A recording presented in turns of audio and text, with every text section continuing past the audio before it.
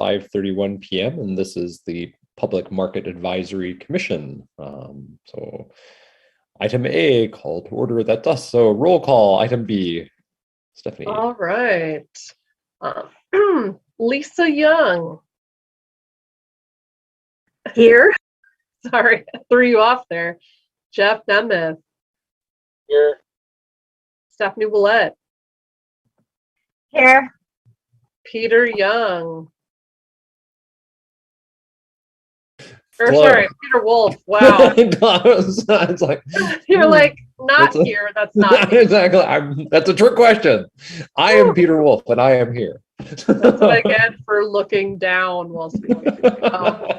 And as I mentioned, Holly, not Young either, Holly Parker is not going to be here. She's not feeling well, so hopefully it's minor, but she sends her apologies to everybody. Hope she does better. Yes. Okay, so item C, approval of agenda. You should have received a copy of the agenda in your email. And if there are any additions, modifications, or changes people have?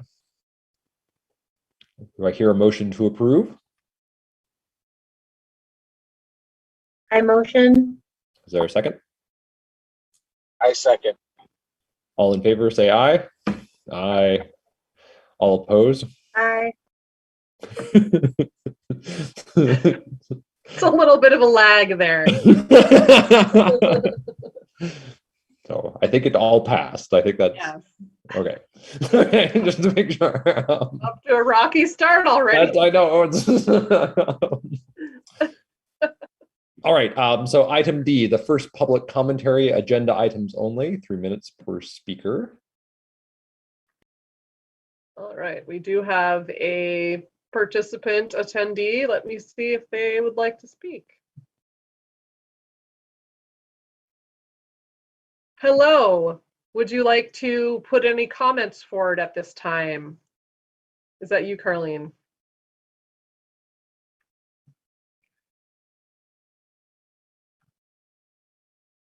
I'm going to assume that's a no, or maybe we should just wait in case there's a lag. Let's wait just a little bit. I know some people have said there is a lag, so let's just give them a. Can you hear me? Now Can you hear me now? Yes. Okay. Yep. This is Carlene Gates, and I was just having a couple of comments. One of them was I've been looking for like some kind of a survey or questionnaire to all the vendors concerning the proposed changes to the setup.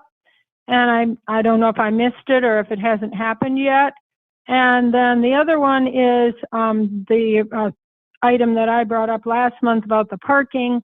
The reason I'm bringing it up is because each market master, it's really vague, and each market master has their only way to interpret it. And I think it should be more clear. And I think there's some good reasons for some of the ideas that I brought forward. One of them is that when we have vendors who are setting up in stalls that do not have parking, and they are assigned other places to park that are actually stalls, it makes it very congested. Sometimes people couldn't even open their doors because the stalls are narrow, and otherwise it's like, okay, I'm supposed to set up here, but somebody else's car is sitting there, which makes it difficult. So that's all. Great. Thanks. Are there any other people on there? Nope, not that I can see. Okay, so that is all the commentary possible. All right, so item E, approval previous meeting minutes. You should have also received that in your email. Everyone get a chance to look at that? Any changes, modifications, corrections? Is there a motion to approve? Motion to approve. Is there a second? I second. All in favor, say aye. Aye. Aye. All opposed? All right, looks like that one passed. All right, so item G, regular business, starting with the market personnel update. All right, so I know we've been kind of waiting and being very short-staffed, which is part of the reason why there hasn't been the survey that Caroline referred to, because it's just been myself and the assistant manager, Jenny. But now our newest staff person will be starting next Thursday, is their first day, October 28th. Hooray! His name is Alex Bissell.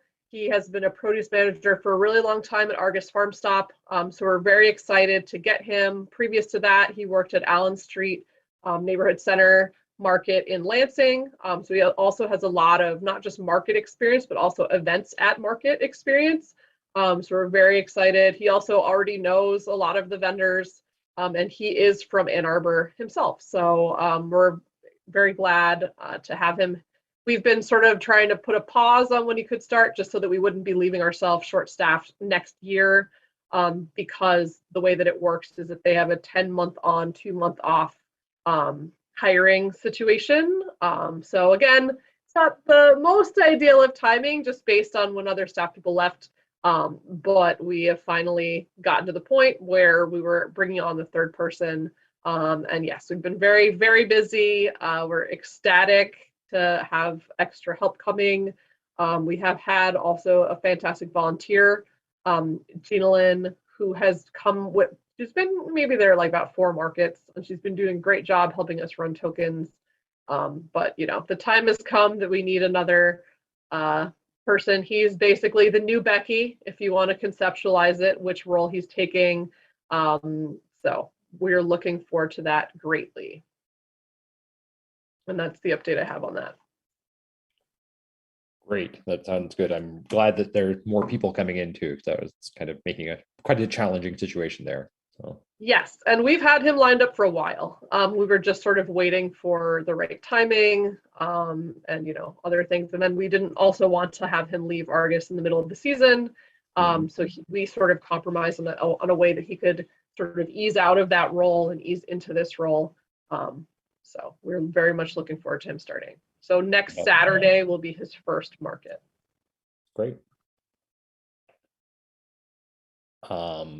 Okay, and item 2, general market updates. All right, so this, I believe, is the facilities part 1 of this. Hooray, the bathrooms are open. This seems maybe like old news for us market folks, just because it literally opened the day after the last meeting.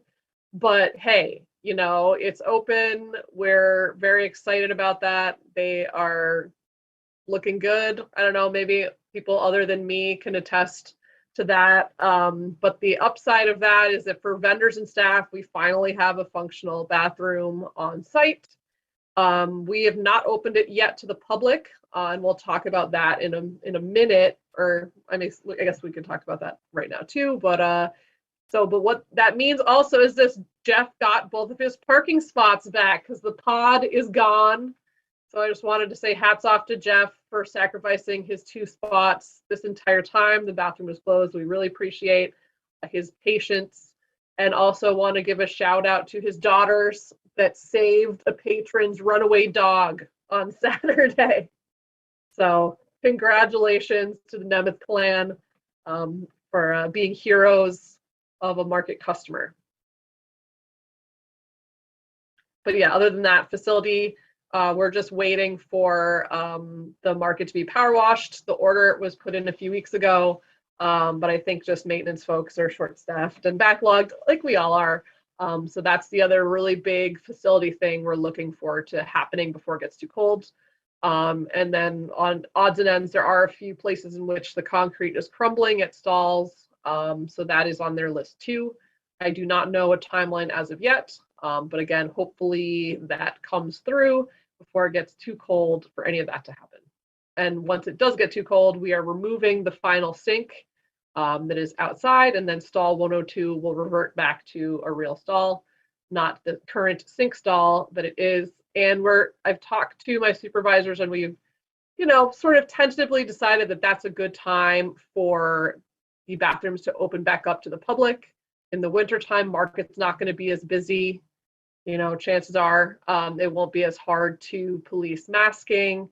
in the indoor space like it is required. So that is sort of our tentative plan right now, to gradually let the public in there. We just haven't felt safe as of yet to do so. But I think that's all I have on the facility. I don't know if people had questions or comments about that. I have a quick question, facility-wise, in regard to this winter as it's getting colder and snow removal. We always seem to have some sort of trouble with it, like where to put it, how often it gets done, all that. Have you had any conversations about snow removal for this coming winter as of yet? Yeah, so I had a meeting with Scott Spooner and Josh 2 weeks ago, and he is already penciling it in and talking about that. I know the biggest issue last year was they were just piling it all in the sand lot, and it made it impossible to get to the portable bathrooms. But I think, though, since we're going to be opening ours, those are probably going to go away. So again, obviously, it's still a problem if they're piling things in such a way that people can't use those parking spots. But yes, it is definitely on their radar. We've talked about it, and hopefully it will go well. But who knows? Maybe it just won't snow. With this strange, hasn't frosted yet weather, I have no idea. But good question. I'm glad too to hear that there's a plan for reopening the bathrooms to the community or the public too, because I think that will be helpful. I've heard a lot from other customers there that there's been a lot of consternation about that, and as you mentioned too, there are other spaces they can go, and the porta potties are there, but the porta potties I've heard nothing good. So. Porta potties don't have a good reputation in general, unfortunately, so it is what it is. Yep, but our first priority has been safety, and we did have another situation this week. It is actually our third fully vaccinated vendor that has tested positive for COVID. So that's another reason why we haven't really wanted to just have the bathrooms open when it is a really full market. So I know it's been frustrating to people, and it might seem like it's an inconvenience to some customers. But I just need to make sure that we do everything that we can so that market can stay open. But I hear you. Any other comments or thoughts on facilities? All right, seeing none, moving on to events. All right, so earlier October 6th, we had our second and last 2021 Food Truck Rally of the Year. It was very well attended. We got very nice weather, so we were pretty lucky for that. We had 6 trucks, or I guess 2 carts and 4 trucks in attendance. And from what I could tell from people, it was very good. And some of the trucks were saying to me, it's been so long since I've been in this, people don't really do this anymore. So for them, it seemed like kind of like a return to the before time, pre-pandemic. So once Alex comes on, we're going to talk about next year, and if we want to continue like in years past, or what other options there are. But it seemed like it was something that people were really excited about, and people were sad to hear that it was the last big one for the year. But we will have trucks coming sporadically as they want to. Fork in Nigeria probably will be coming back, I want to say in 2 weeks. And they want to be with us until, it gets too cold. So not, official rallies, but here and there having a truck helps to draw people from the neighborhood that might not come to the area. And also it's always nice for vendors to be able to try something different in terms of food in that area as well. But other than that, we don't have anything planned. I keep getting questions about Kindle Fest. I don't know the answer to those questions because I've heard both that it's moving forward and that it's canceled. So, I don't really know. But again, just because that happens at our space, we're not the organizers. So I am not privy currently to that information. Stephanie previously was, being on the board of Carytown. So that's another sort of question. In terms of other outside events, oh, sorry, go ahead. I did hear it was canceled. Okay. That's what I heard too, but I just could not find any confirmation on the website. I guess I could reach out to the people there to check. But in terms of other events that happen in the area that don't have to do with us, there was a so-called Artoberfest that happened a couple weeks ago. Seems like a longer time ago than it was. It was probably, I think, 2 weeks ago, 2 Saturdays ago. And for us, that was somewhat of a snafu because we weren't informed that that was happening. And the big issue for that is that they ended up taking away our overflow parking for the large farm trucks. So that sort of was not an ideal situation, but we made it work and we crammed as many large vehicles as we could into our parking lot, and, you know, crammed as many people as we could as well under the roof, so that we had space in the parking lot. But we're hoping, and we've requested to be part of any discussions moving forward, because for some reason we were not included in the planning for that event, even though it took place 1 block from our market, and also, of course, took our vital other parking that we utilize every single Saturday. Especially right now, I don't know if y'all have been around the area, but just everything's under construction. So many lots are gone. So it was pretty frustrating for us to not know about it. We knew maybe like 3 days in advance when we should have been informed in August. So I'm not sure what the future holds on that. I think that they do want to continue it next year. But again, hopefully it does not impact us negatively. Luckily, that day was very nice weather. So it ended up being a fantastic market for most folks. But, you know, in any other October, it could have been very much different than it was. So all things considered, it worked out. But it was sort of a stressful moment for us, feeling like we weren't part of the consideration when a really large event drawing 60 plus artisans 1 block from our market was scheduled. So, yes.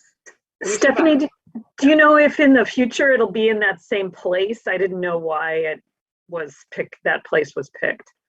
I have no idea.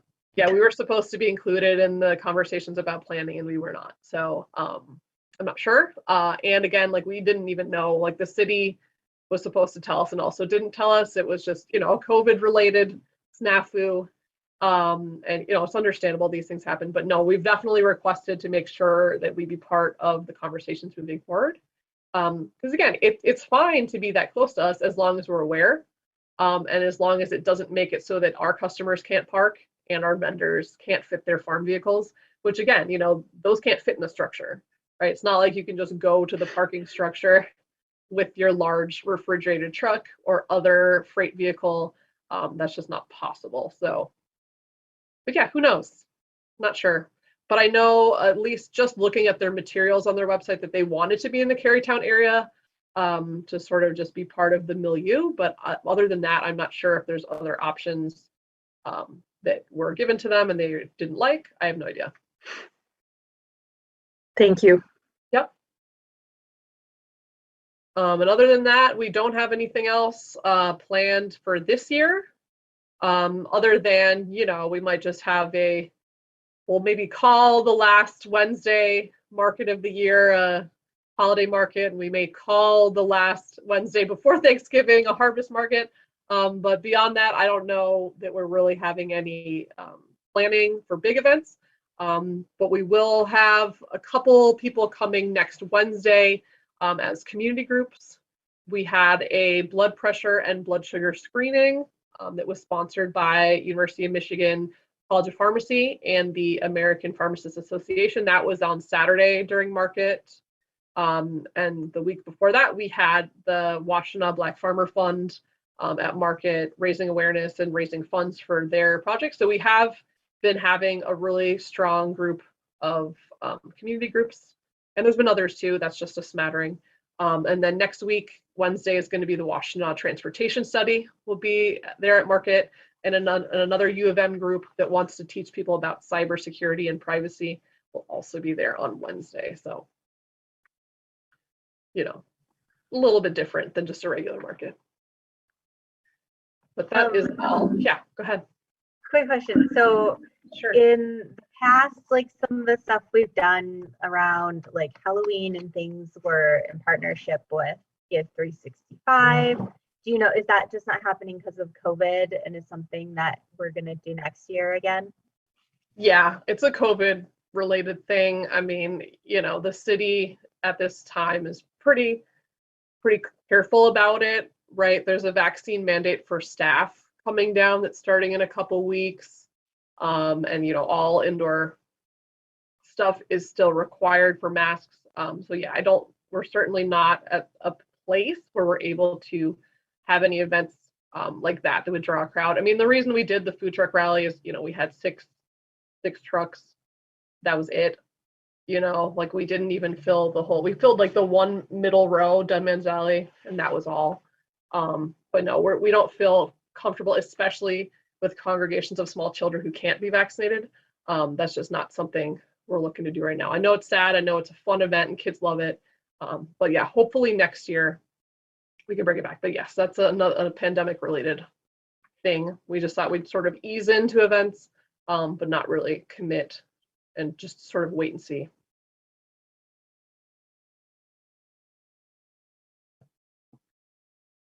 But yes, I think that's all I have for the event piece. All right, so moving on then to COVID-19 protocol. All right, so with that, as I said, things are going to be pretty similar until it gets really close to the cold time. The token window has been working very well. It seems to reduce a lot of traffic in our indoor space. So we will likely be continuing that even when it gets cold. And then we will, as we stated, hopefully be opening the bathrooms to the general public. But of course, indoors in the city spaces, all city buildings right now still are requiring masks. So anybody coming in our space, masks will be required coming into the bathroom, coming into the breezeway, coming into the office. So that's not changing anytime soon. As I stated as well before, we will be removing the final sink. And with that, probably removing the porta potties too when it gets too cold. And that will be corresponding, of course, to when we're opening the other facilities up to people. But other than that, once the power washing happens, all the tape will be removed. I know it's been a big question. People say, like, there's still tape on the ground. Where do I go? You know, unfortunately, we can't pick it up ourselves unless it just starts coming up enough. It's easy to do, but that's all part of the project, the longer term project of power washing and removing that. But yes, I think also we're getting to the point where we're not necessarily having people use curbside any longer. Now that the Frog Holler CSA is over, they were pretty much our largest user of the curbside service this year. But now that they're done, I think we're sort of transitioning away from that. We'll definitely see next year if there's a demand. But at this point, you know, vendors really aren't utilizing it that much. There's a handful of orders per week through the whole market. So that's another thing that we're probably going to discontinue the next little bit here.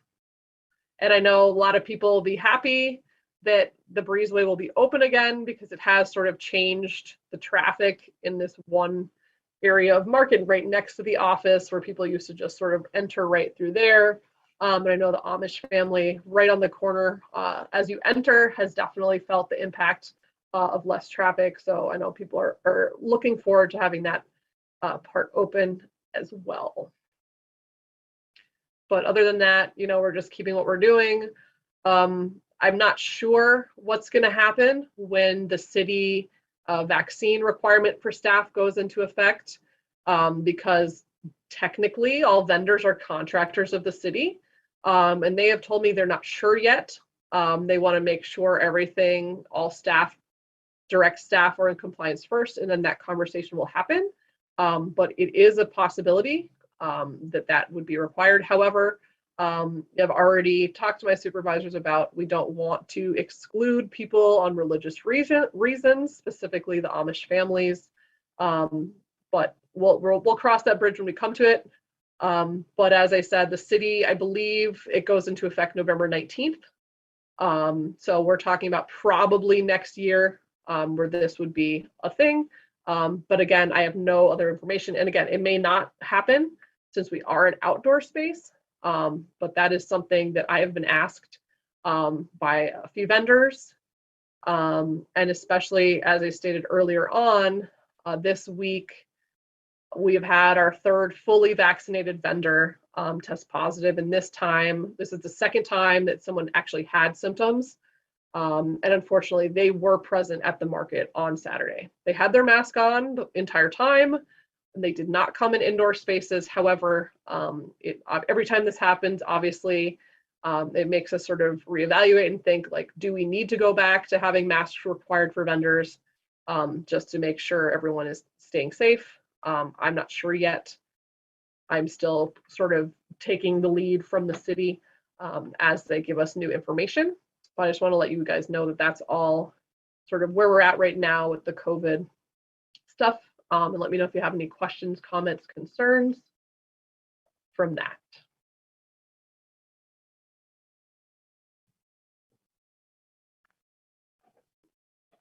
It sounds good. I mean, it's a lot to manage, and it's a complicated situation. So I appreciate your being vigilant with it too. And it's it's hard. It's a hard balancing act. So Yes, definitely. And the person that did test positive, they will not be coming to market. Obviously, they're in quarantine. And they told me that they think that they did talk to a vendor for a lot of the day. So that vendor is also scheduled to get tested and will not be coming to market as well on Saturday due to quarantine needs. So if anyone's listening out there, don't worry. We have got it under control. Luckily, that vendor also had an empty stall next to them on Saturday. And it was in an area that wasn't as high traffic as others. So that's the upside.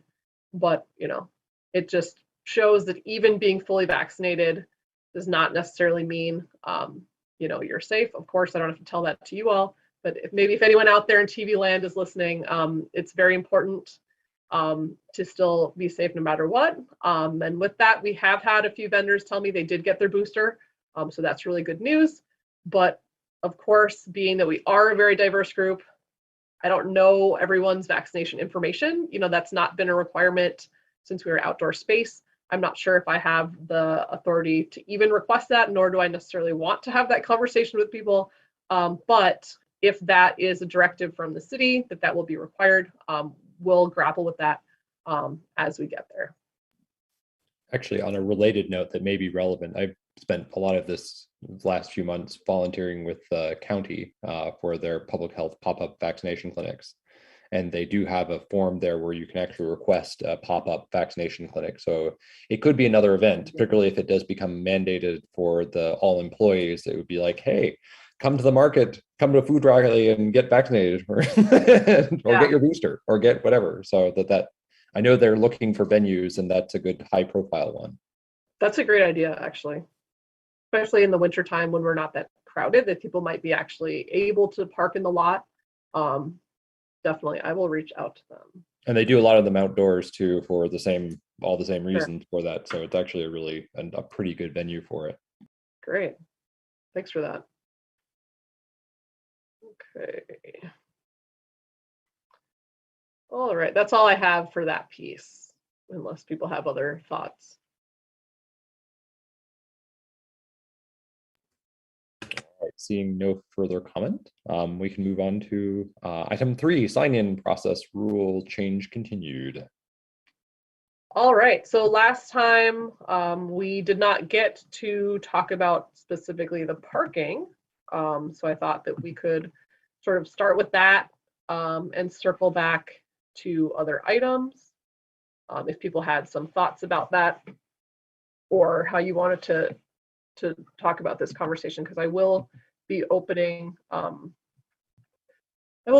draft right now, and I'll share my screen once I have it open. I'm just wondering if people had thoughts before we dive right in to that?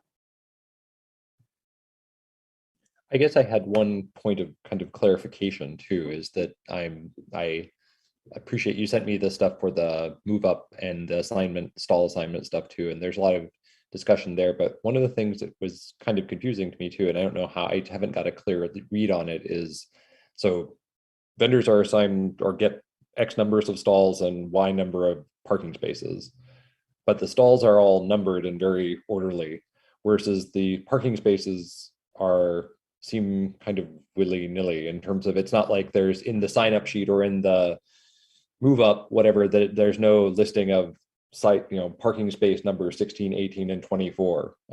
Is that intentional, or am I missing? Is it actually that there is something there, or I'm just curious about how that works? Yeah, it really depends on the person. But for example, just to give a completely random example, the Wilczewskis, they get 3 stalls and they get the 3 parking spots behind those stalls. So for them, but not all vendors need parking. So that's where it gets a little bit confusing. And that's, I think, sort of what Carlene was referring to. There is that when it gets to a point, everyone's in, and then people come to me and they're like, where do I park? And I'm like, okay, 72 is open, or this over there, and so that's the thing. And obviously in a perfect world, it would be great that everyone would have the stall behind them. But given our constraints in our space, I doubt that is possible, nor do we necessarily want that, because that's just going to be a lot of stalls filled with product, with a lot of people wanting to park that can't. So I don't know if that helps. I guess the question is more about the just designation in terms of, like, as you said there, that they have the parking spaces behind their lot, or behind their stalls.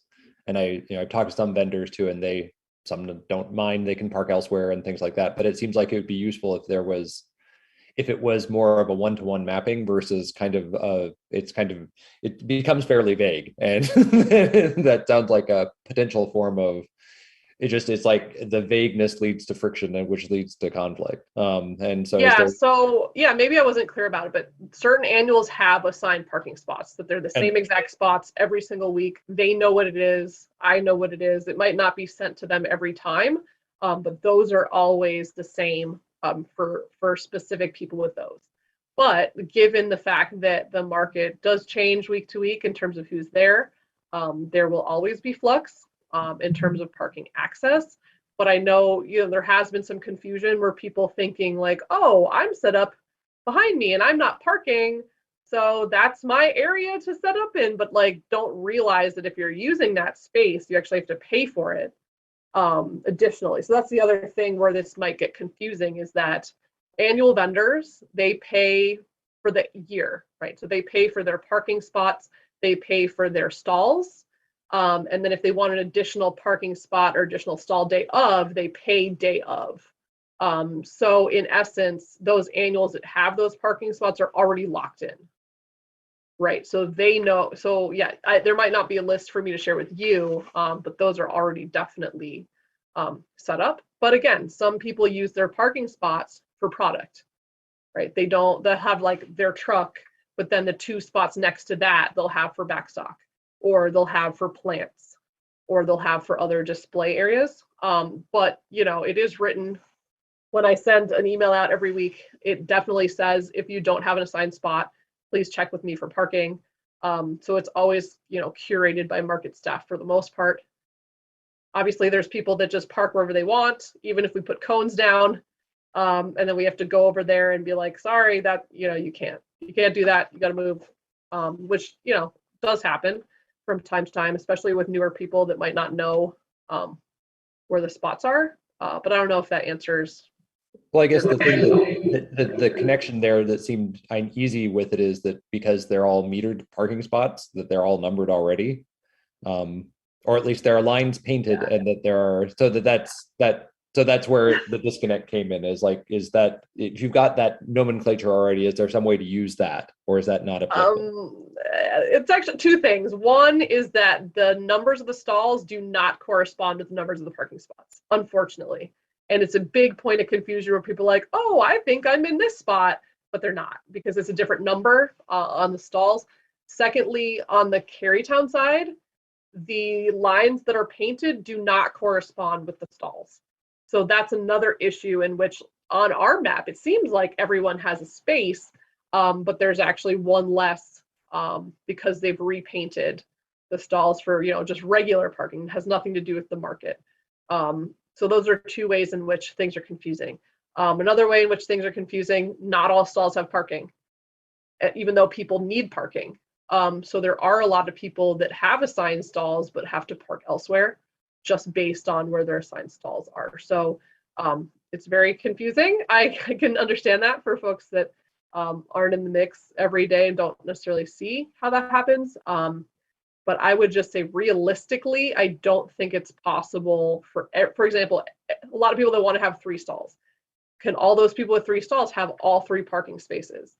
I mean, they theoretically could, but we'd run up against a really big issue of having other people park that have just as much seniority. You know what I'm saying? So that's the other thing that makes it difficult. And if you bring in broader contextual stuff, if we were to lose our overflow lot, if we were to lose the other lot that's probably going to become affordable housing, if we were to continually lose the community lot, which is not currently open on Saturdays, it becomes more and more difficult for us to deal with this because realistically, right, if we have to turn away people from parking that are vendors, we're going to lose those vendors. So I know it's a delicate thing, and I know people have a lot of different views on it, but just I don't know if that helps to elucidate a little bit the process. Can I say something really quick too? Of course. Just to add with Stephanie, so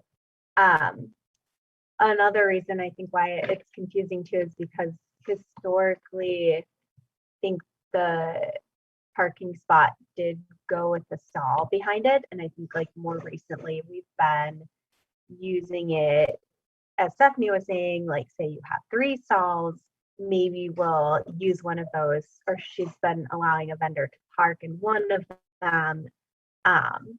But I think historically it's been, if you have those stalls, you have those parking spaces behind them. Or if you're using those stalls for the day, you have those parking spaces behind them. So, and again, it goes back to like what Carly mentioned, it's not really, it's funny, I looked through the rules and actually there's not much at all written about parking. It's very much up to interpretation or, kind of how the manager decides to, what they want the policy to be. And I don't know, maybe that's a good thing that it is flexible so that Stephanie is able to, respond more quickly to things or react in the moment. But again, I think it is confusing. So, and I don't know, Stephanie, like what your preference is, like which pieces you want to write down to make more permanent versus like what you want to keep open and flexible. But I think that's something to think about. And I know like in the past, this commission has also talked about working with the neighborhood or the city to try to identify more parking options. We never really got very far in it, and I'm not sure if it's because it's just really difficult or is there an answer out there like where the parking lots that are nearby, are there some private ones that maybe aren't being used that we could look into? Yeah, it's definitely a problem, and I think I don't know if that's when we do the survey, I think one of the questions, I mean, you have to be careful about when you ask a question, right? Because that says like, this is something we're willing to kind of negotiate. But how it had been having that parking spot belong to that stall versus can we be more flexible and assign maybe one stall to parking? I don't know. It's it's tricky. Yeah, no, that's super helpful. And I think to give you all a visual, I'm going to show you the parking piece like as it is currently, and then the draft, so we can kind of compare the two. And for those of you listening in, I will read it out loud as well. Let me just share my screen so you can see it. So this comes from the public market operating rules. This is the parking section. And again, this part of it doesn't necessarily make sense because it's the way things used to be done, specifically letter A. But it says parking, 5, not parking. Okay. A, parking spaces assigned to annual vendors shall be allotted at the same time annual stalls are assigned. So this is what I was referring to before in terms of annuals paying their annual fee. And we're doing the stall move up, which we just did. And that's when people would get their new parking spots if they changed it. Okay, and then B, daily vendors and daily mobile food vendors shall be assigned parking spaces as available on any given market day. That still is happening. C, daily vendor and daily mobile food vendors, vehicles must remain outside the market parking lot until they have been assigned a stall and or parking. This is something that is changing because of the timing process it was before, but hold that thought. D, anytime that there are parking space vacancies, the market manager may reassign those spaces at their discretion. Vendors may be assigned these spaces on a daily basis, and it may be required to pay a daily parking fee. Then E, any disputes over parking shall be resolved by the market manager and may result in the immediate loss of parking for the day or for up to a 12-month period at the discretion of the market manager. So that is what the current ones are. And obviously the only one that doesn't really make sense is letter C for how we were changing it. So has everyone had a chance to read this over, and I'll show you the edits now? Okay, I'm gonna stop sharing and I'm gonna reshare the other item. All right. So this is from the draft we discussed before. We should probably, it's a little bit small, so sorry that it's much smaller. I will read it aloud as well. So A has been changed to parking spaces assigned to annual vendors shall be allotted at the same time annual stalls are assigned. Surprise, it's not changed. It's exactly the same. B, daily vendors and daily mobile food vendors shall be assigned parking spaces as available on any given market day. Kept that the same. C, anytime that there are parking space vacancies, the market manager may reassign those spaces at their discretion. Vendors may be assigned these spaces on a daily basis and may be required to pay a daily parking fee. Again, I haven't changed any of this. I only took out the one that made no sense. And D, any disputes over parking shall be resolved by the market manager and may result in the immediate loss of parking for the day or up to 12-month period at the discretion of the market manager. So as you can see, you know, as Stephanie said, it's not really that fleshed out, but there wasn't really anything in there that is different than what we're currently doing. So I don't know if there's stuff that we want to add based on the conversations we were having. Because again, you know, there's still people that say to me, well, oh, you know, I thought that you got the one behind you and that's how it was. And I'm like, well, you know, it's not in the rules. I don't know. That's not, obviously too, I'm new to this. I was never there when people just got the stall behind them. And on top of it too, I don't think people really understand that you actually have to pay for that stall that you're utilizing. It's not just a question of I'm in this stall that comes with that parking, because it doesn't in terms of just the payment, unless of course it's an annual person that's their assigned stall that they've paid for. So I don't know where I'm going with that, but I have definitely gotten feedback from people too that there's this assumption, like as Stephanie said, historically people just got the stall that was behind them, or excuse me, the parking spot that was behind their stall. But I just don't know. I just don't know how we would make that work for everybody, is I guess really where I'm at, especially as newer vendors get their seniority too, and then they want to get 3 stalls also. You know, it crowds out a lot of people, because that's the difference. You know, say that somebody that previously had 1 space expands to 3 stalls, and then all of a sudden they want 3 spaces. That's 2 fewer spots for other people.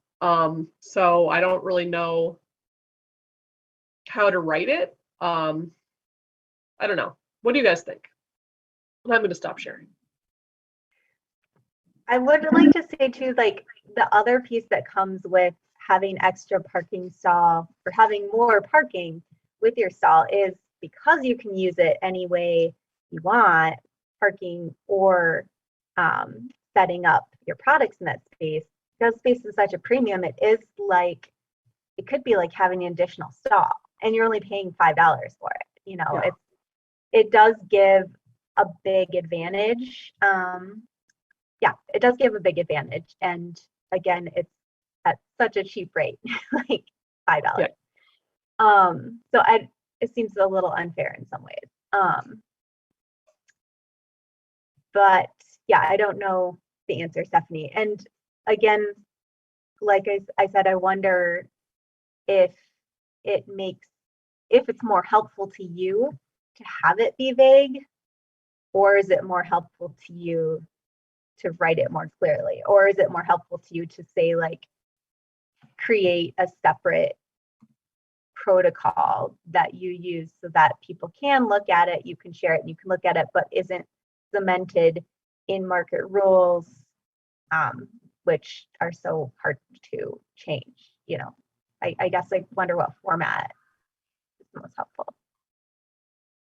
Yeah, I mean, you know, as it stands right now, I feel like we've sort of been able to make it happen now in terms of people parking. And that's even meant that a lot of times we've had to get creative, right? We've had an ongoing issue where White Lotus has a very large vehicle that there's not really space to park. So we've had to sort of just like make do with what the space is and create sort of spaces out of thin air, right? And although vendors in that area of the market have been okay with that, that also means that in the middle of market, if someone sells out, they've had to back out to let the people leave, and it becomes this whole thing. So that's the other part, is that we're already so far beyond capacity in terms of parking. We're already, forced into this situation of making spaces out of nothing. So I just really worry that if we write into the rules in a way that sort of cements in less spots being available at all, I think, it becomes really difficult. And then on top of it, people always ask us, when are you going to open the Saturday lot to customers? There's no way, like we can't even fit us. And I think obviously that's detrimental as parking becomes so much more difficult. I really do think, and I mean, I'm sure everyone in this commission has heard someone say, oh, it's too hard to get down there. I don't go down there anymore on a Saturday. So that's another aspect of this that we need to think about too, is just that, the more parking that we need to use elsewhere as well, the less parking that customers have in those elsewhere spaces. So I just want to make sure I'm understanding it properly. Yep. So I'm going to use Chris Newworth for an example. Okay. Everyone knows where his stalls are, I think, right there. Yep. Mm-hmm. Then he's got his stall is a back install. I've never really had any experience with back installs, so I don't know. I just kind of always assumed that when someone had that stall, that parking spot went with it. Again, it was never a discrepancy for me because it was never anything that I dealt with on a personal level. But I just always assumed that went with it. So that's his parking spot. Yeah. And his stall, correct? Yep. That's his assigned parking spot. So let's say he didn't come in one day. Mm-hmm. And since his stall was empty, this is all hypothetical. Sure. I said, hey, I want to set up over there because I want to back my truck in and work off the back of my truck. Yeah. So if I got that stall, does it come with that parking spot or does it not? I mean, not necessarily. Like if you need parking, yes, but you're not locked in to like have to use it. Okay. I don't know if that makes sense. No, it kind of does. This whole conversation is kind of new to me because, like I said, I never dealt with any of the parking back installs. And then I think as far as what Stephanie was saying about using it for a display or parking in it, I think that could be handled very simply with, I don't know how everyone else feels about it, but the way I personally feel about it is, I think Stephanie was in a back install Saturday, were you? Yeah. Okay. So 80 for, 80 and 70. Anyways, yes, go ahead. Yeah. would say it's up to whoever say that's her stall and her spot. It's her discretion. It's her discretion. Either she can unload her truck in the parking spot, but I think that's where there needs to be something that if she's using that parking spot for display, then her truck has to be off the market. I'm not picking on her. She knows. Sure. Just an example. I just know, think and that would that's be what we did for, yeah, like we used it for display, so we moved the truck off the market. But exactly that way she's tying up her parking spot with her display and then still trying to leave her truck in another parking spot.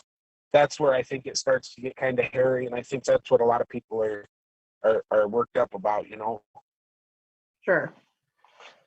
yeah, I agree with Jeff. I mean, I think that I don't know if that is happening, but if you're not going to use this parking space behind your stall, you shouldn't be parking somewhere else in the market. Park off site. I was also wondering too if you have seen instances of people who getting there early who set up and then parking behind another stall before a vendor has a chance to get into that stall to set up. Does that make sense?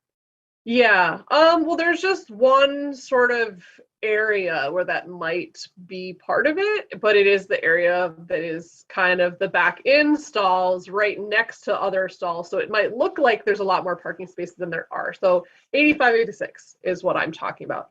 84, 85, 86. So what usually happens there is the Wests, they back in to their stall, and then that should mean that there's at least 2 spaces next to them open. But what ends up happening is that Beulah Meadows comes in and takes 83 so that people can't get into those 2 spots. However, they're not really that accessible to begin with because there's other people backed in right next to it. So say that those are all parked in, there would be no way to move. You wouldn't be able to leave your stall, right? Because you couldn't go walk through the parking lot. And this is what happened the one day that I think people got there early enough and we had filled it all in. People were like, I'm stuck. They can't go to the left, they can't go to the right. They can not physically leave their stall. But that really is the only area that happens regularly. But it's partly because the way the parking is a little bit strange. And it doesn't match up with the way the lines are for parking when it's not during market. I don't know if that makes sense. So that's why we've had to kind of partly deal with the White Lotus truck situation and have the person in stall 84 parked next to them behind the stalls in the other direction, which is the workaround we've kind of come up with for that. But again, not an ideal situation. And part of the reason that White Lotus doesn't park behind their own stalls is that they use that whole thing for backstock. So, but I also don't know, I just don't really think that they would have the capacity to run that all out of just their 2 stalls. So then they would have to probably get a 3rd stall if they weren't parking sort of adjacent to their stall, not behind, if that makes sense. Or they'd park off site, right? Sure. Yeah, I guess I'd be curious to know, because that situation goes back to what we were just talking about. If they're not using the space behind the stall for parking, but they're using it for display, are they still parking in the market? And I think I'd be curious to know how many people that does apply to. I mean, we are talking specifics here. So like, are there a number of people doing it? Like, is it a policy that makes sense?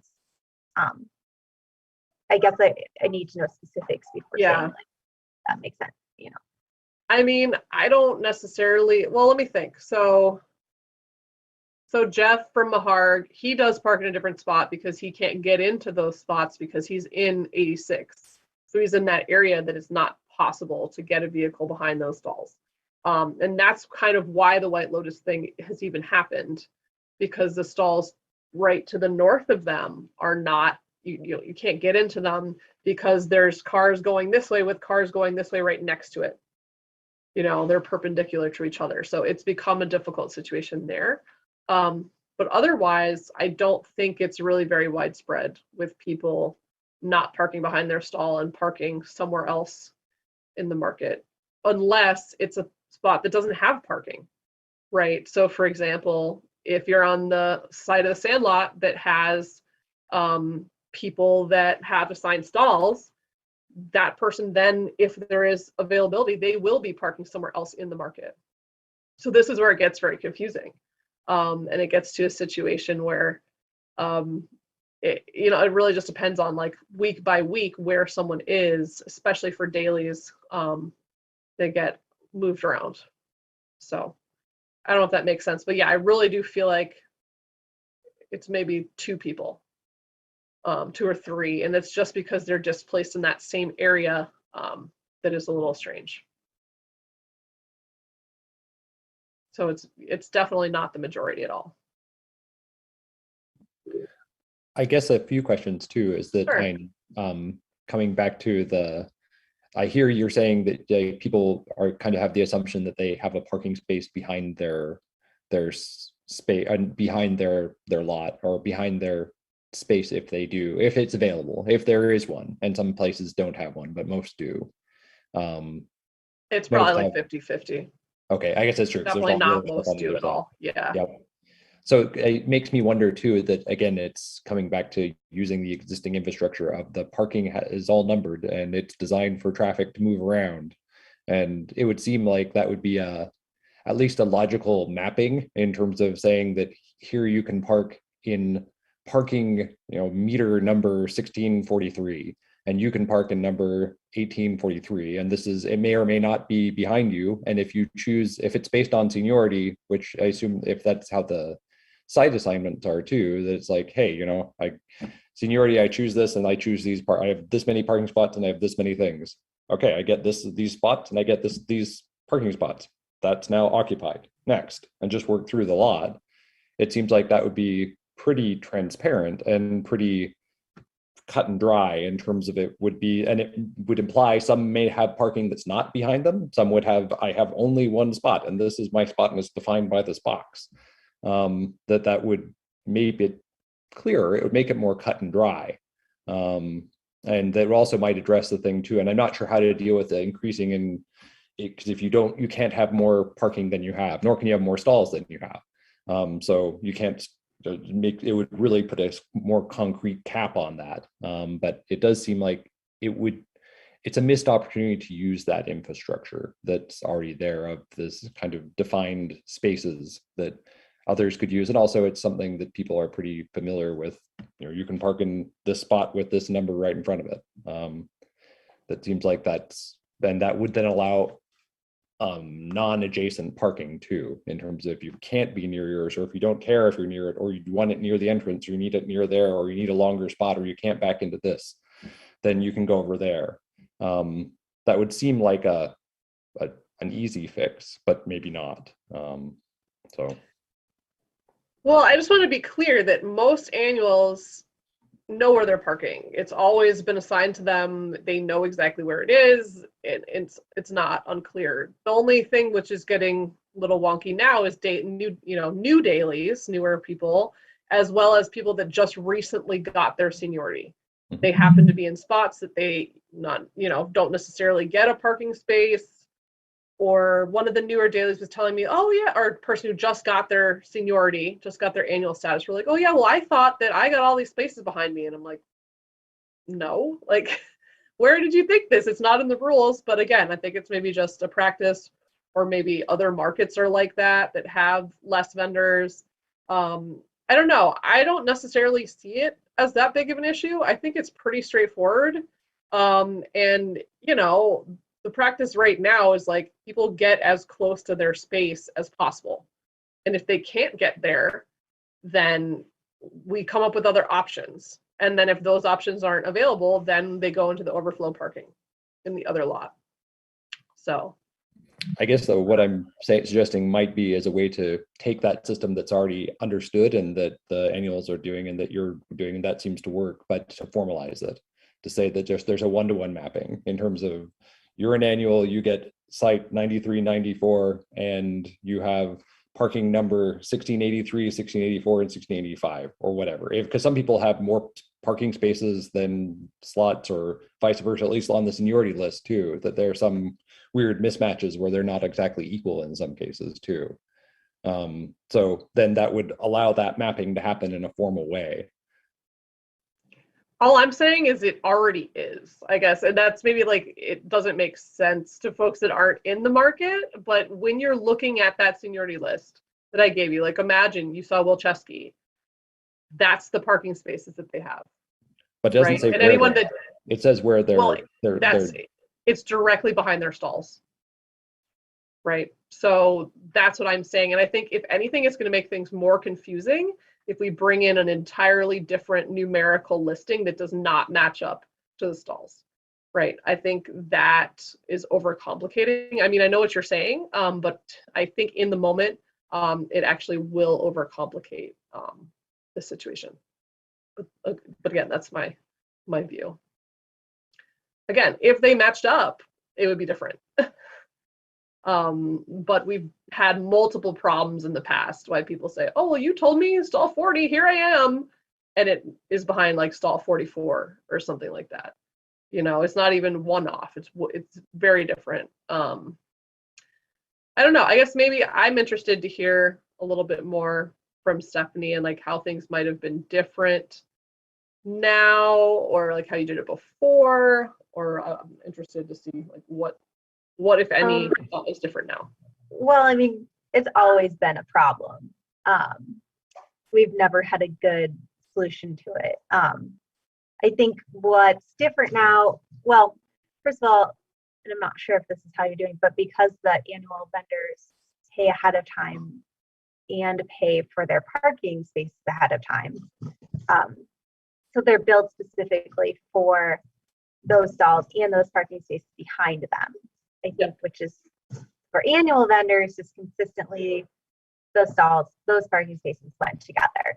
And then when the dailies came into it, it was whatever stall you selected for that day, you knew if it came with parking or not, and you could use that spot for parking or setup. Had to pay for it though. If you didn't want it, then we could assign it to somebody else. And then we would assign it morning of, after everyone's selected, in order of seniority. And then once you ran out of spaces, then you just had to park off site. So pretty much asked everybody the morning of, or kind of knew ahead of time, like, are you going to be using that spot behind you or not? They had first dibs. If they didn't want it, then we used it for someone else. Kind of how it went. There were always issues of not having enough parking. I think there was a bit less of like, hopefully no one would be parked in your stall before you got there, because we didn't assign it until morning of, until after everyone else got their stalls.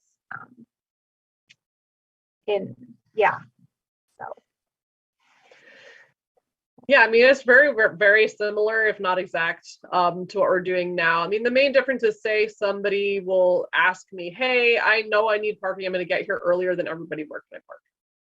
Right, that started to happen with it on annual that didn't have parking before, but now wants parking. So that's led to some questions of like, who's parked behind me? But they get there at 2:30 a.m. So there's nothing I could do about that one. But in terms of other people, especially a lot of newer people, a lot of people just don't park. So those spots are available, and I do know that in advance, and I do assign parking spots, because that's the other thing is like, back to what I said in the beginning, people know that if they don't have an assigned stall, as in they know it's theirs, they've prepaid in advance, it's theirs every single week, they have to ask staff where their spot is. They can't just park wherever. Like, that's just not. And I think maybe that's a part of the other confusion, because a lot of times it's been people like, well, there was a spot there, I just took it. And you're like, well, no, that's not your spot. And I think partly it's with newer people or with staff that haven't been told by the vendor. But I don't know. I really, other than like there not being enough parking, I don't really think that there's an issue, at least from what I've noticed. And again, there's always like, oh, well, so-and-so is using their tent. Well, so I can't park. So for example, okay, give me an example. Last Saturday, John Harnoy was about to park across from his stall because his stall does not have parking, but where he usually parks, Mary Wolf gives him one of her stalls to park behind, usually. But there was another vendor there who just got their annual status that was doing what Stephanie talked about, was like, oh, I just want to have a tent here and have some product. So therefore displacing someone with higher seniority who parked in that spot. So in that particular case, we had to just sort of roll with it, and he got a spot across from there in the Sandlot. But again, this is a similar vendor that I think keeps saying to me, well, I thought I got the spot right behind me. But again, as you all know, that's not in the rules anywhere. So I think maybe we need to write something like that into the rules, like it's not guaranteed unless you have an assigned stall, that you're going to get the spots behind you to park in. It's not guaranteed. I think that needs to be clear. I think, yes, we should either, whatever you end up going with, if that's what you want, you know, like, then do that, or if that's something that you want input on before writing it into the rules. But it is not clear, I think, especially because it has been done differently. As Carleen mentioned, with like every manager interpreting it differently, it would be helpful to have more clarification on that. Yeah. Yeah, and I agree. And I know a lot of people are gonna be mad because they want it to be your spot is the one behind your stall. But I just need folks to understand realistically, and I know you know this, Stephanie, that again, we've got way more vendors, way more parking vehicles to park than we do have spots. So in a perfect world, yes, that would be fantastic that everybody could get the spot behind them. But given high season, when we're having 80 plus vendors on a Saturday, every single Saturday for the whole season, just imagine if all 80 took 3 parking spots if they had 3 stalls, or took 2 parking spots if they had 2 stalls, or took a parking spot if they don't park, right? Just sort of try to visualize what that would be. And I think because, yeah, no, go ahead. I mean, I think that's how it's been though, like until now, you know, and just people just have to park off site, which is also unfortunate. But I don't know, it's hard to think, because like, you know, you have a lot of back stock. Sure. You have like 2 stalls, and you know, maybe somebody needs that space for back stock. Like, I don't know, maybe it's something, and I know you already do this in general, but like if you've got 3 stalls, one of those stalls maybe they don't have, you know. But like when I think about like somebody with 2 stalls, and not being able to use one of them, I don't know, it's hard. Yeah. Yeah. So I figured it would be helpful to have a visual for those of you tuning in or listening in. I brought up the map of where the stalls are, so we can see where things are. And you can already see that even areas where it might look like there's parking, there actually is not very easily accessible parking. Like this area, for example, very, very difficult, right? 72 might look like a parking spot. Hats off to anyone that can actually park in there. No way, right? Because there are people parked this direction. So that's the other part, is like, you might as well just cut off the parking to here and then have this. And same situation, I was talking about the danger zone is over here because these people are backing in, there's spots here. But then these stalls get cut off because in reality, these spaces are like hanging over here. And then this person gets in, this person is here, so no one can get into 84. So that's sort of what I was talking about, if to give you all a visual. And as you can see too, there's all these people that don't have access to a parking spot at all. And a lot of them are taking assigned other stalls. Like for example, the DeBoulders, they have another spot elsewhere in the market. Jeff, he's got 2 other spots. Spars, they've got another spot too. So all this whole people right here are taking up a large portion already of the parking because they don't have a space. And we just already too have a bunch of new annuals over here that don't park, but you know, it becomes a difficult situation. And this is the area I was referring to, that the stalls do not link up with what's directly behind them, right? They get a little weird over here, sort of 9 through 14. So there's probably one less space available over here. So I don't know, it's a really tough situation.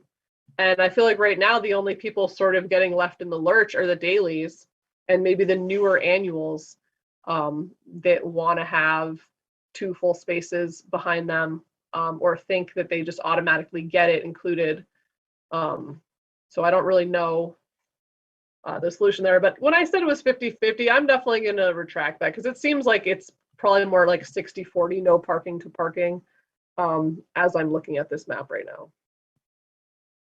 Because again, you know, no parking here, not really parking here. You know, there's little areas of the market that I could point out. Right here, can't really park behind this whole zone, right?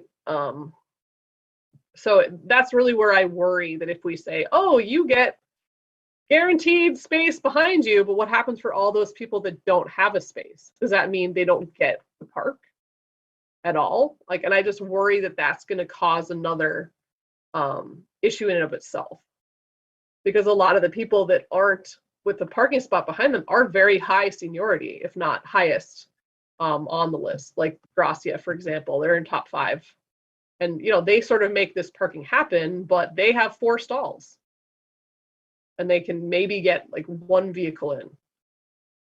So do you see what I'm saying? And I know it's like an imperfect thing, and it seems like a no-brainer, you know, 1 stall, 1 parking spot.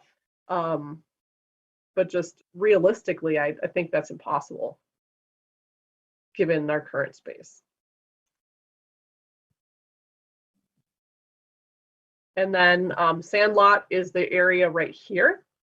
And all of these parking spots are assigned to annual vendors. All of these parking spots are assigned to annual vendors. So when we open up the Sandlot, we have vendors here. So when the Sandlot's open, we also like to not have this have parking in it. Obviously, this year we've had to become a little more flexible. Like, as I mentioned, we had to have this all parked out when we lost the other lot. Or we have a kombucha vehicle that comes and takes these 2 spaces. So sometimes there's like maybe 2 spaces I'll allow people to have in there. But then that just means too, like, none of these people in the Sandlot gets parking behind them on a regular basis. So does that make more sense? Is that helpful to get a visual, sort of, or get some more commentary to go with the visual?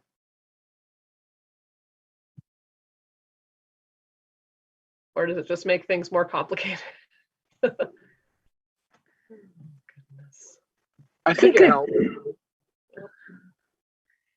Yeah, I also think that, again, it's just helping the vendors understand what the rules are. So if it makes sense to put it in the rules that you're not guaranteed, that the market manager will try to facilitate you getting the spot behind your stall, but it cannot be guaranteed, especially for the daily vendors, putting that in, or in the whatever goes out to vendors as they, you know, new people coming into the market, or as they transition from a daily to an annual, if there's a vendor manual that comes, putting it in there, just so there's transparency. Yeah, they get the full public market operating rules, and there is the so-called vendor handbook as well. So they should have read, you know, the parking as it's listed, where nowhere does it say that you're guaranteed, but you know, it is what it is. Wishful thinking. But maybe just clearly stating it will help. Yeah, I agree, because that's the thing. It's like, I want to be able to give people parking behind their stall. Like, I'm not trying to just say, you know, forget it. It's more just, you know, realistically, that's the goal. but it's not always possible. And I agree. I think if that is added, that might be helpful. Again, if we pulled people, I know that's not going to be popular at all.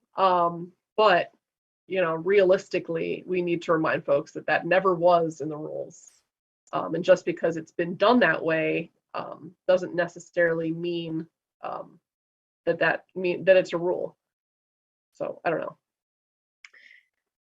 I keep hearing too about the need for parking around the farmers market. We all know that's an issue, but again, this is part of city parks. So is this someplace where you can get help from the city?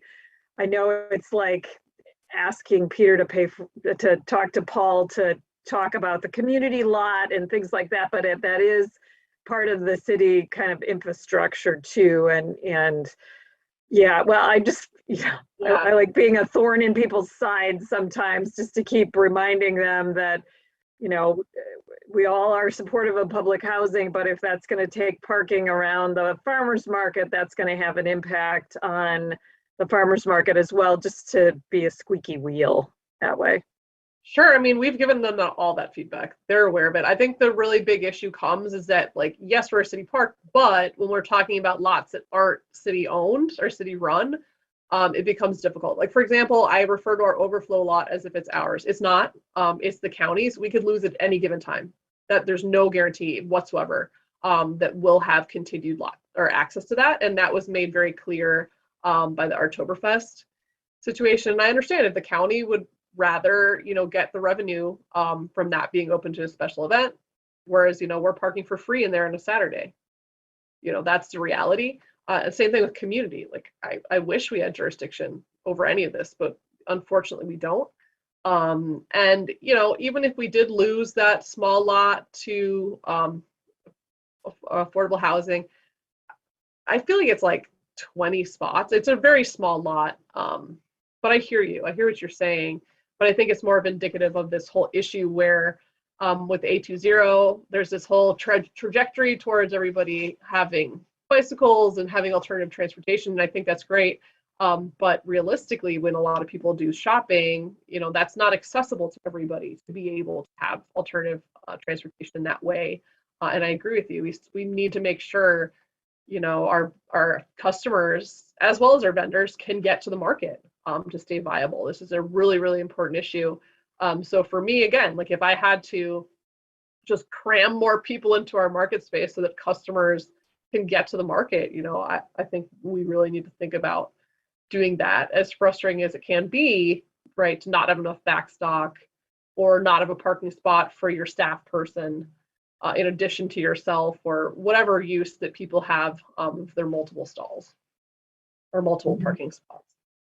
I guess to touch on that too, that I was just glancing at my notes from previous years, and in 2015 we did a big push on identifying adjacent parking relative to the farmers market, and I think we identified 9 fairly substantial parking structures. They're not structures. A lot of them are surface too, with the same issue with trying to get where could you park trucks, which is within like a 2-block radius, and either things that are controlled by the county and also within that study we did, like, how occupied are those on Saturdays in particular. And we, again, within these 9, we found that most of them are not. Even like the county courthouse, it's a county thing, not the city.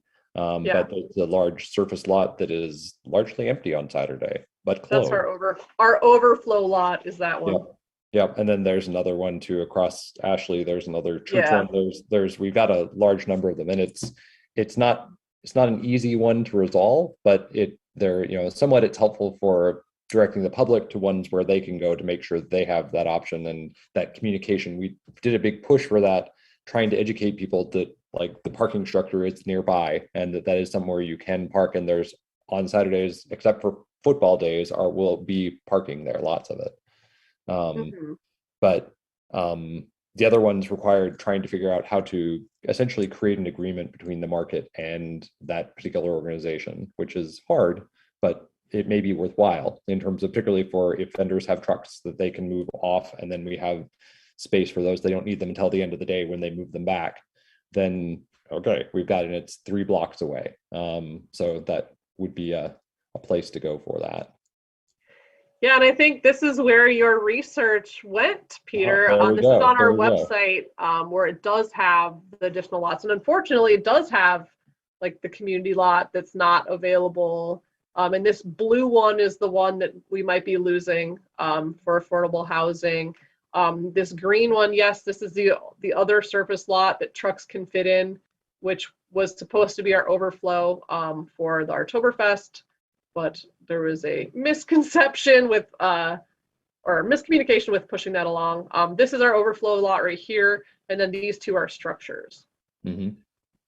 So right now, this is not available, and you know we could really only fit vehicles in these two, Mhm. or farm vehicles. That is.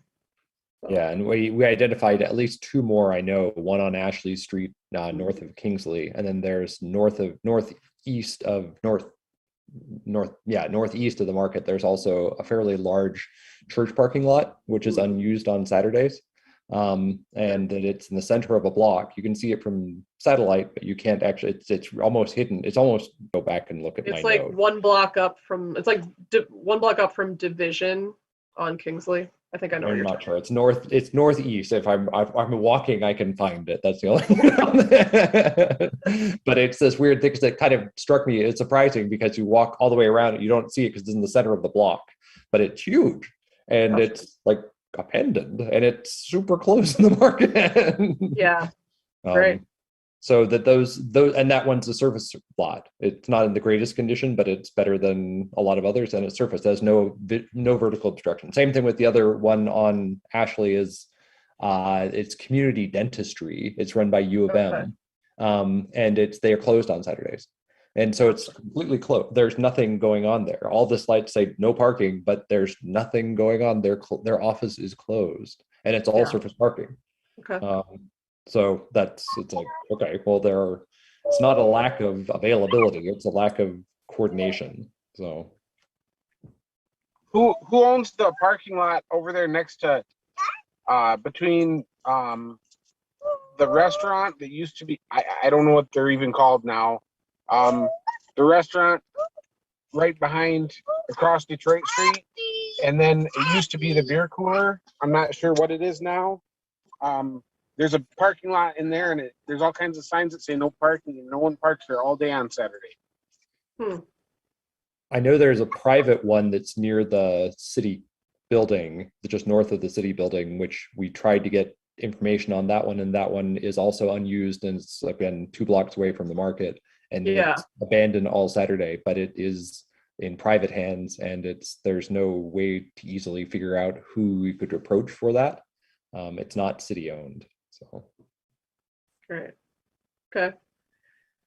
Yeah, that's a really important question because again, like if we can identify other ways in which we can sort of take the pressure off here, that would be helpful. But you know, the other issue though, of course, that for vendors that need their vehicle for backstock is another part of this, especially a lot of the plant sellers. You know, it's much harder to just, well, again, it's not that it can't be done. It's just more difficult and much more work to unload and reload for everybody. But you're right, it is important to identify other options. And for those ones that can, and if it's better than no parking, right? Then for sure. We don't want it to be a limitation of the growth or the vitality of the market. So. Yep, for sure. It seems like we're getting close to 7. So I don't know if there's other things people have about the parking other than in terms of the edits. You know, having that aspect fleshed out about, you know, we will strive to get people a parking spot as close to the stall as possible. But you know, it's not guaranteed that it's behind the stall. And then something along those lines. Is there anything else that we should tweak? I think getting some feedback from the vendors too would be helpful with that. And that's kind of like Carlene's comment too, of doing that survey and getting that in. I think that would be valuable. Sure. We've been talking about parking this entire piece, but like last time we talked about the part right above it, the other part, the sign-in process. Yes. Were you going to try to edit that or change that at all before we wanted to send it out for comments? Are you happy with it? I mean, was there specific things that you wanted to edit, or? Well, 'Cause I I thought- was wondering yeah. if it would be helpful to add the piece about like how the manager assigns in order of seniority, like sort of like your process behind the scenes. Gotcha. Because yeah, just so like the next person knows like how you do it, how you go. Mm-hmm. If it'd be helpful to you to add that part. Yeah, I don't we know can how do that. simply it'd be to write it, but Yeah, I would support that also. that'd be good.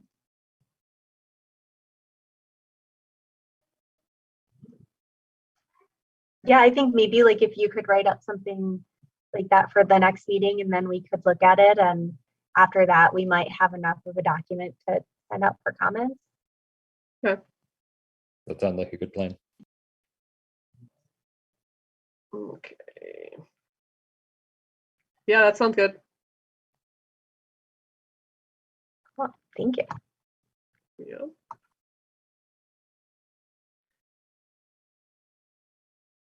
I'm just writing it down. Okay.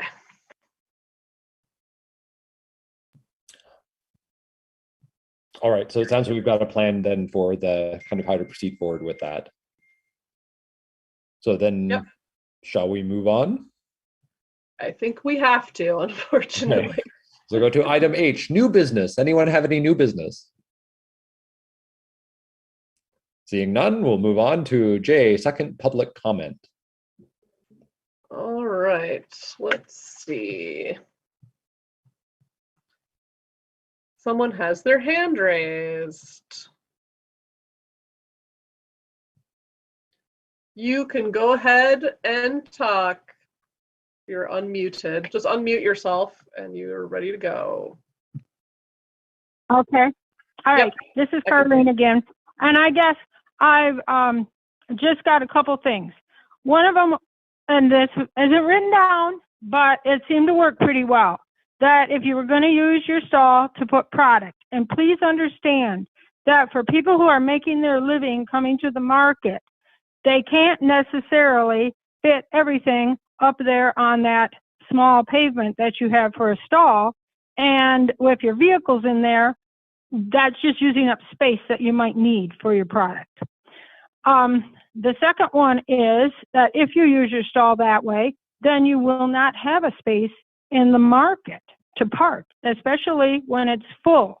And in that area that you're talking about there by the office where White Lotus and Beulah Meadows put their vehicles in there, where they're not setting up, you can barely walk between there to get out. And this is becoming a health problem. If somebody would have a medical emergency without tearing down somebody's stall, there's no way they could get there to help somebody, let alone for those who don't have parking and aren't parked in that area to take some empties out or anything like that. So I just want to point that out. I don't think anybody's thought about it. You probably wouldn't think about it if you aren't in that area. That's all.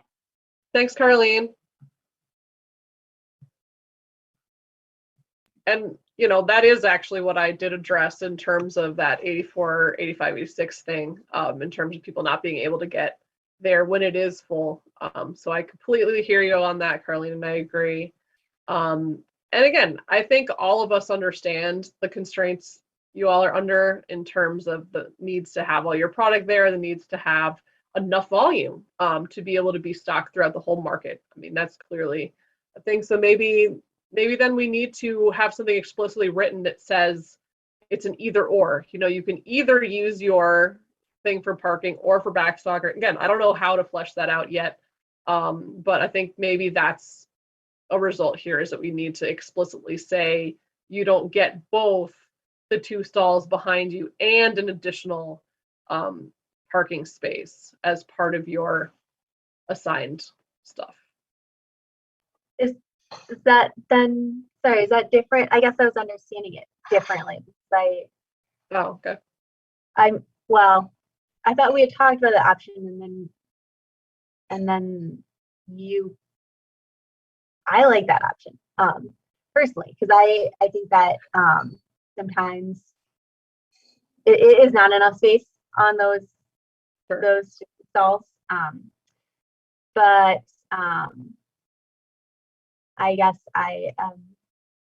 yeah, it'll be helpful when you write it out, because I'm just a little confused. Again, it's still an ongoing drafting process, so we're not anywhere near the final yet. So I think that there might be too much emphasis put on worrying about everyone having spots, because even though I have spots at the market that I park at, I mean, if I was told I had 0 spots to park and all my vehicles had to be off the premises, there's still ways to make it work.